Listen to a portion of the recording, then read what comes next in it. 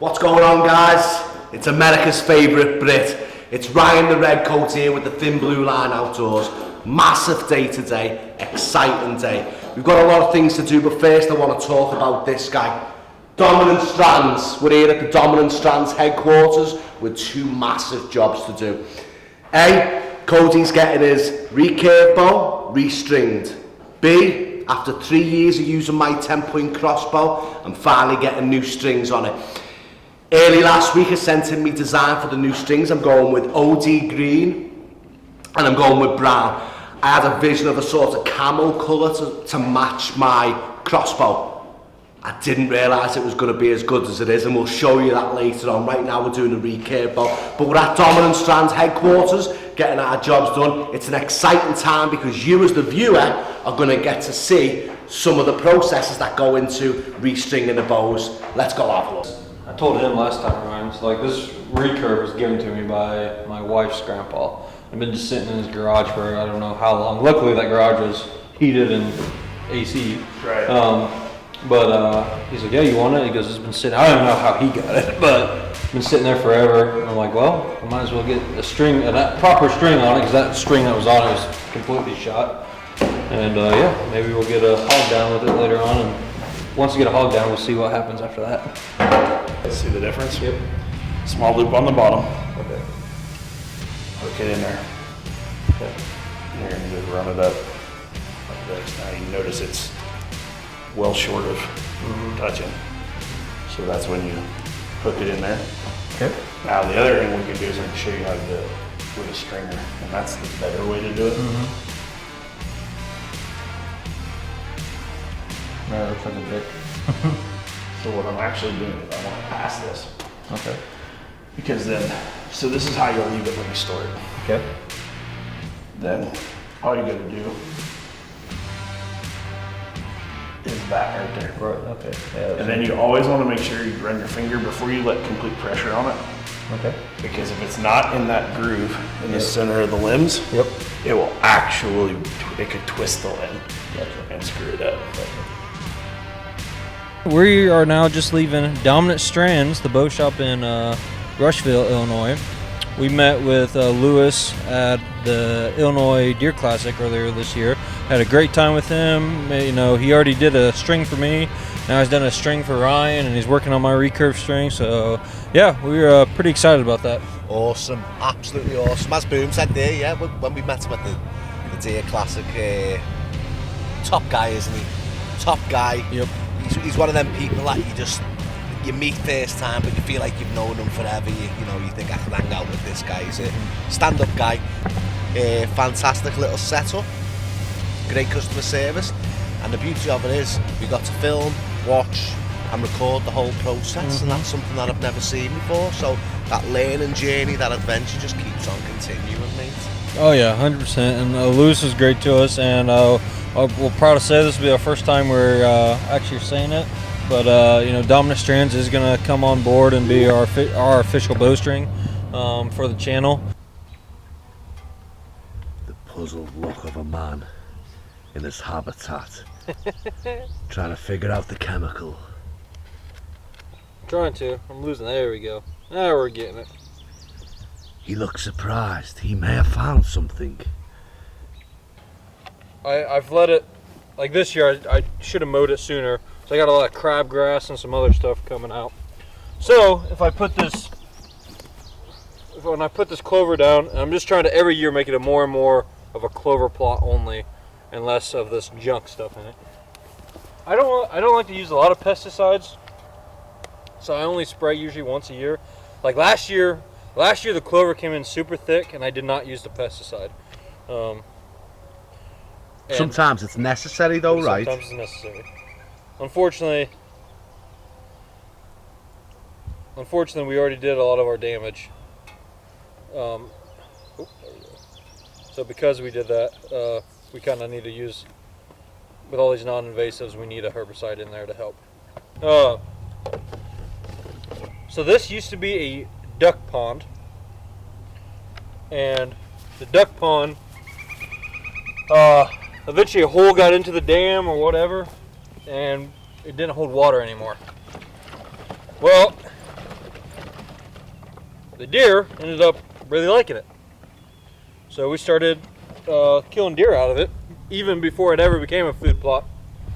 But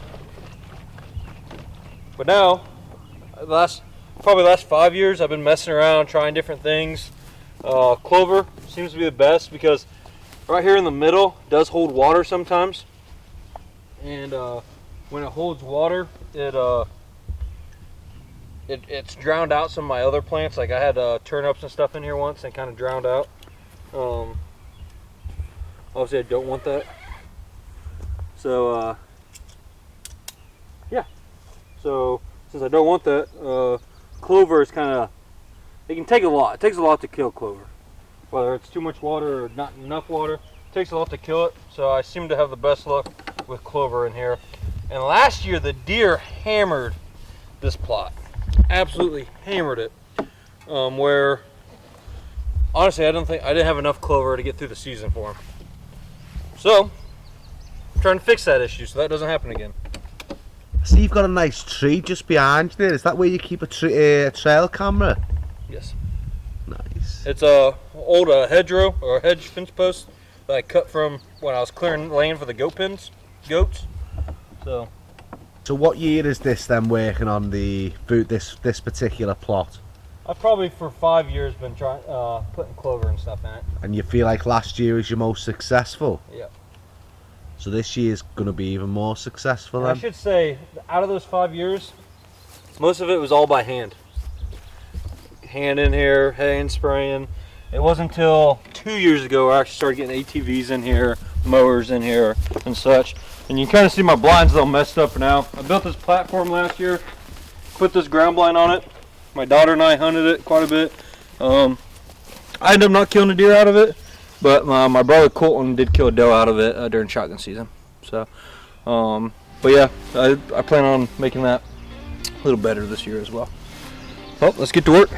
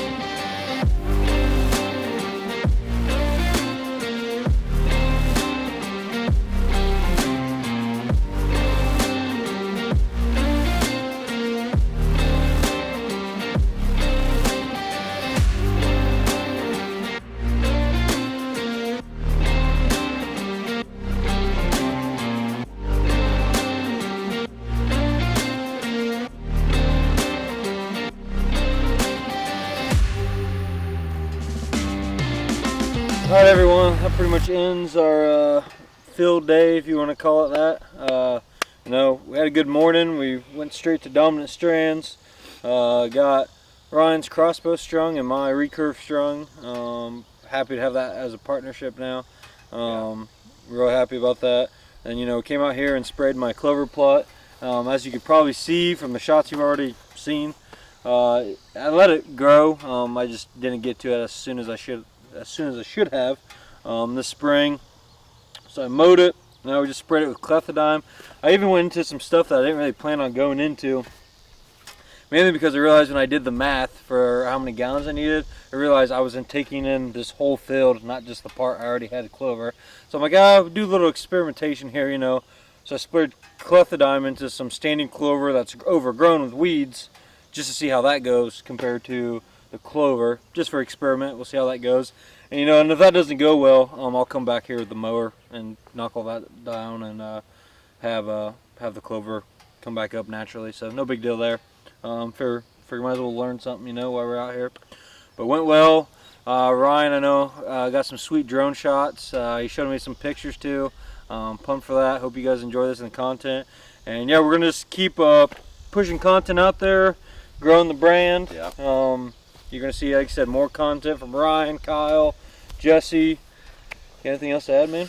I think I've enjoyed today. I've learned a lot. Learned how to basically restring a crossbow. He taught us how to restring a recurve bow. Loved me time behind the camera. Learned about me drone a little bit more. Got some sweet footage.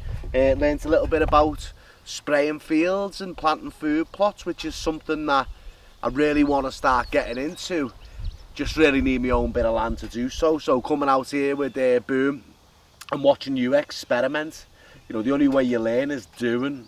You know, it might, you know, could turn out shit this year, but then you'll know for next year. And it's a sort of, you know, every year we want to come back, we want to learn something new. We especially want to learn from our mistakes and try cut our mistakes out every year, which hopefully increases our chances. So I've had a great day. As you say, the weather turns out for us really hot. Horse flies are nasty, but success. Not too bad on the full there. I think, I know, yeah. The one more thing that we've got to do today, which I really want to do, is take a look at the editing software that I've got. I want to learn how to cut samples of videos without actually ruining the original content. And I think that's it. Load some tree stands. Oh, and finally, last Call of Duty, loads a couple of tree stands into my truck to take back home with me for when I'm ready to go to the farm to put them out there. But otherwise, really successful, enjoyable day. Yep. And hopefully, come season, you'll have a lovely food plot to be sitting right there to lay the smack down. Thin Blue Line Outdoors, baby. Like, share, subscribe. Come on. You heard the man.